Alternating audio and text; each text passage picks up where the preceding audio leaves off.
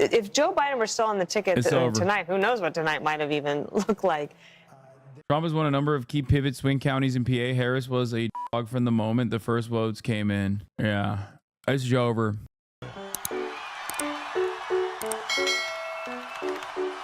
Indictments. They have indictments, 91 indictments, convictions, and there is almost nothing that hasn't been thrown at this former president. And his tenacity in wanting to go back and run again, which he announced immediately after he lost in 2020.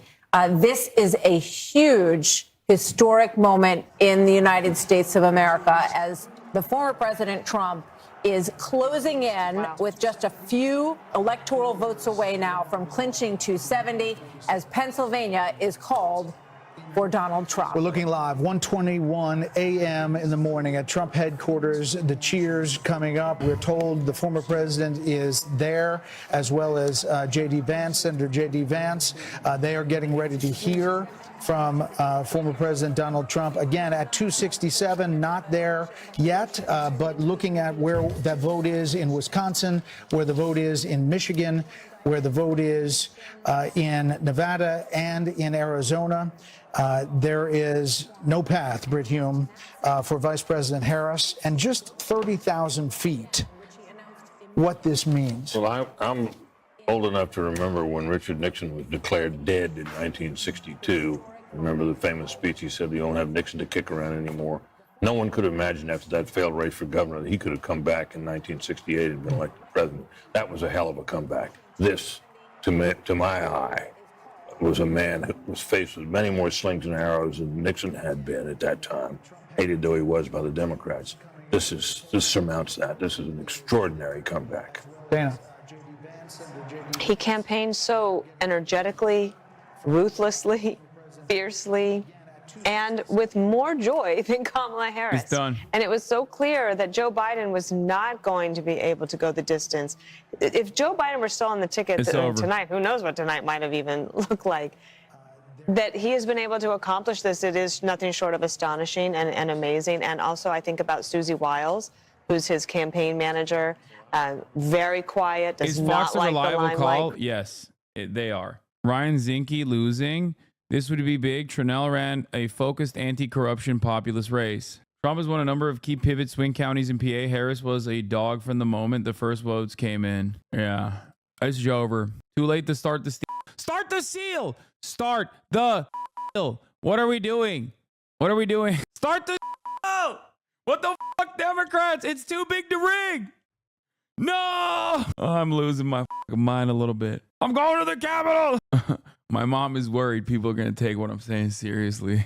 Sam would get in trouble. Goddamn, boys. Thought maybe detracted from that, but tonight obviously proves that too. He also ran a traditional campaign. He connected with voters on issues. He talked about the things that mattered most to voters, and Democrats said he... If anyone comes in here to brag, I will be triggered and cry because I'm a libtard. Yeah, me too. Don't do it.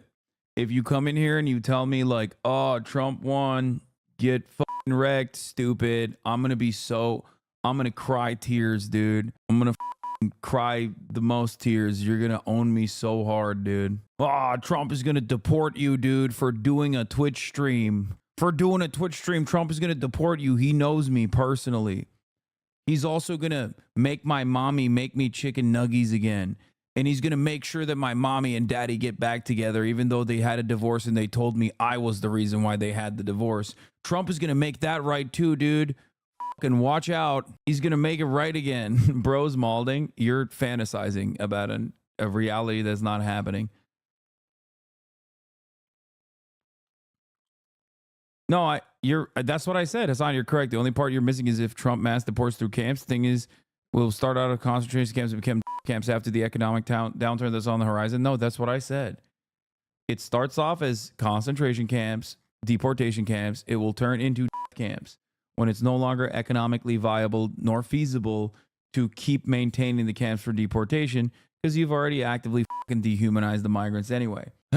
Is there any positive that you can derive from tonight? I mean, not really. I think that the Democratic Party is in a state of panic, and this creates maybe an opportunity for them to never repeat these mistakes ever again. But if you know, I mean, history has shown that they don't give a fuck. They don't really care about losing. They make a lot of money when they lose, you know? They fucking lose, you lose your rights, and then they can campaign off that shit. I mean, holy goddamn, how many fucking times did you guys get text messages from the Democrats like, please, I'm begging you on my hands and knees. I need $5. I need $5 more. It's like, bro, Kamala Harris is $1 billion. Like, the fuck do you mean she needs $5 more? Are you fucking kidding me? Get the fuck out of here, dude. I need $5.